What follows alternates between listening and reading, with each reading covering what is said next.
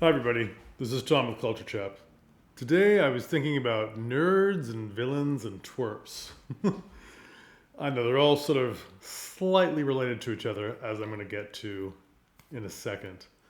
So, villains we've already covered in another episode.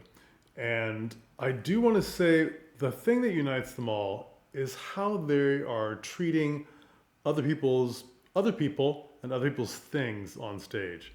So, if you have a villain and they have nothing to work with while they have silence between other people talking, is it hard in your play or musical or ballet or whatever to denote they are a villain other than the look on their face?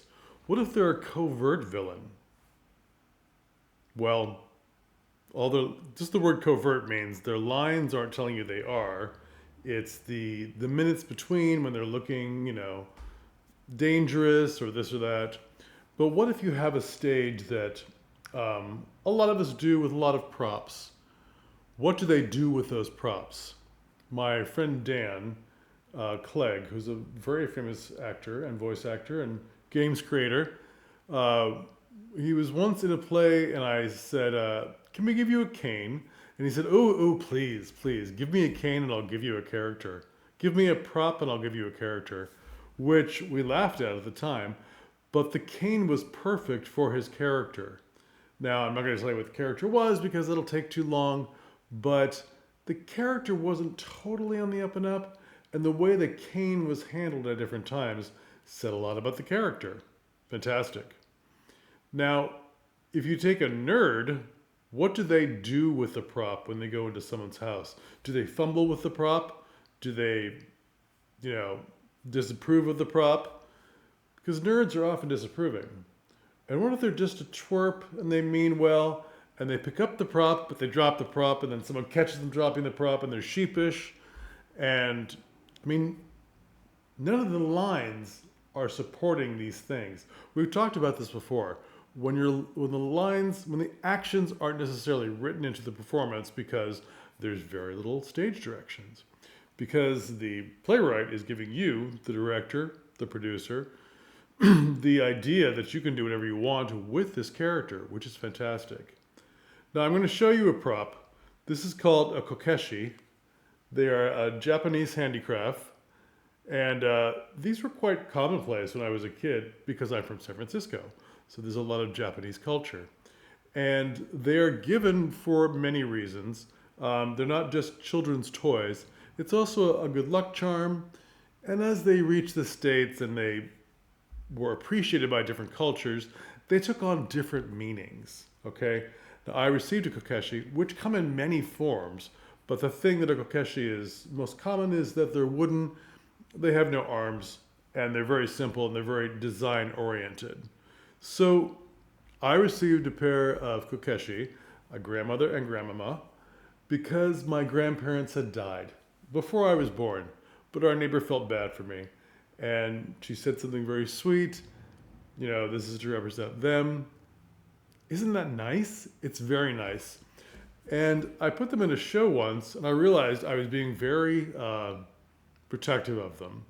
But I had a character who was a baddie, who was a covert villain, and it occurred to me that I was having such feelings about that I asked a couple of the other characters to be precious about them as well.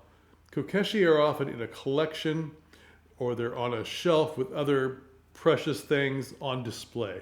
They're meant to be on display. They're meant to spread their good luck, spread their intention, spread their thought, and the care that they were given to you.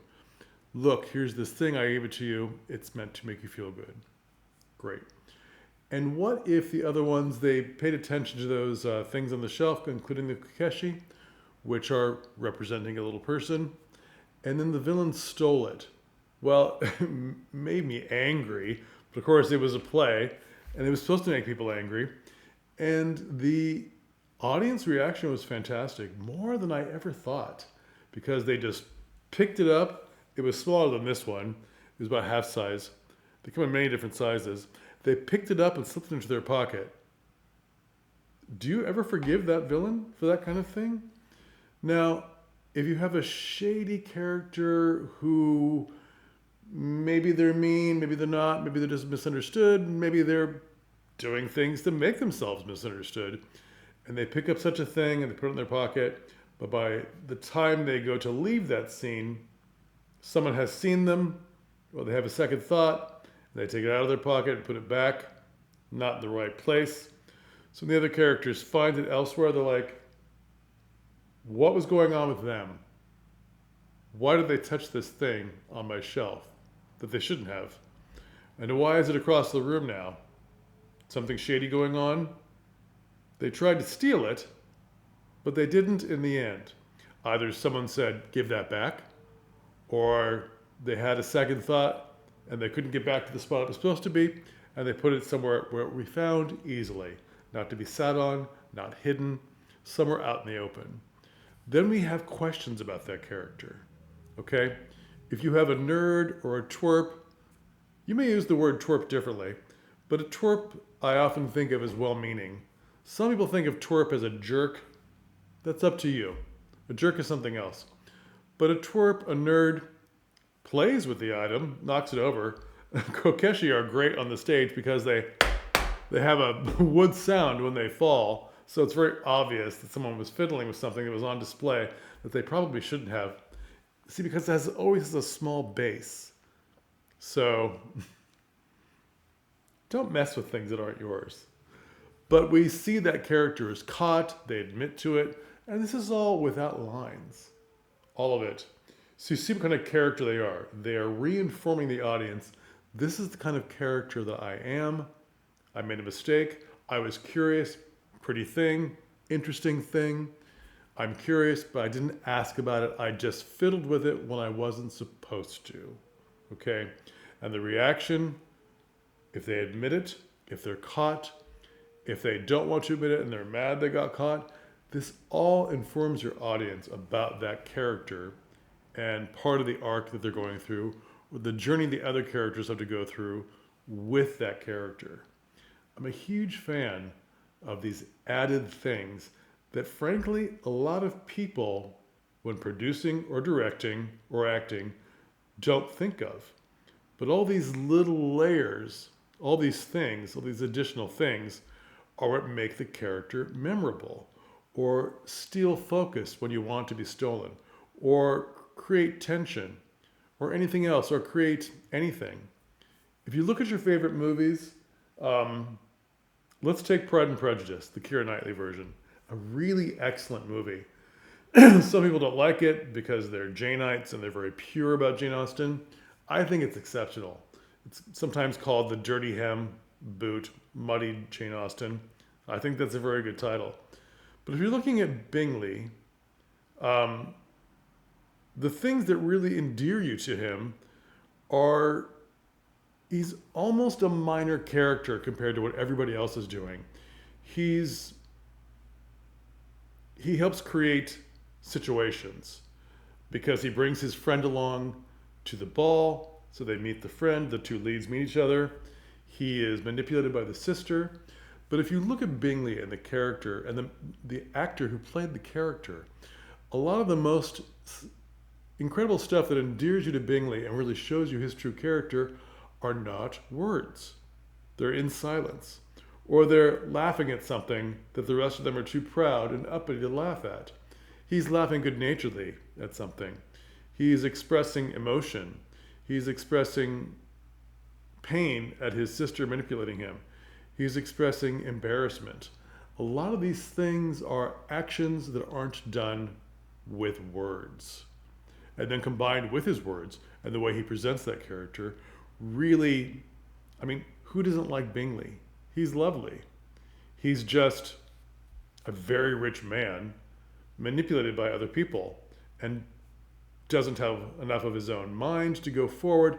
But in reality, we see he's a perfect partner for the older sister. I'm forgetting her name right now. Jane? Yes, Jane. And in that way, we see his character, we understand who he is, and we like him. We see he's perfect for Jane. We're rooting for them to get together in the end. It's great. Do this with your other characters when they're considered other. I'm a villain. I'm a victim, I'm a pain, I'm a twerp, I'm a well-meaning nerd, I'm a well-meaning twerp, I'm a fiddler, whoops, I got caught, I'm admitting to it. These all really count. Maybe you can do it with props. I think props are good. I think props become very random to people when they're choosing them, but they can be excellent for actors to play with. Maybe it can be done with costumes. We've seen films where the man takes off his hat, maybe it's a straw hat, and he never quite lets go of it. And his arms are tense, and it becomes a prop that really shows like, it's a security blanket for me. Much like the cane for the other kind of character. He never lets go of it. It's always in his hand. Okay? And it can become a weapon, as can something like this if handled the wrong way. Doesn't look very threatening, does it? But any prop can be a weapon if you're wanting to emphasize a villain. Or you're wanting to emphasize a ridiculous character who picks up a ridiculous item to use as a prop. We once saw a tremendous show where the stage fight that they were supposed to duel, they had no swords. They dueled with long stem calla lilies out of a vase. It was fantastic. It was the most comedic duel fight I'd ever seen. I love it. Now, they probably went through a lot of calla lilies because they really wept them on each other. And, but it was incredible. And it was comedic. And I'm in favor of when you must have a fight on stage and you don't have to use real weapons, do it. Depending on your show. Okay? So that's my message for today. Deepen your characters, maybe deepen them with props, deepen them with actions, props and action with no words. Golden. Really golden. All right. Thank you. Please subscribe, and we'll talk again. Thanks.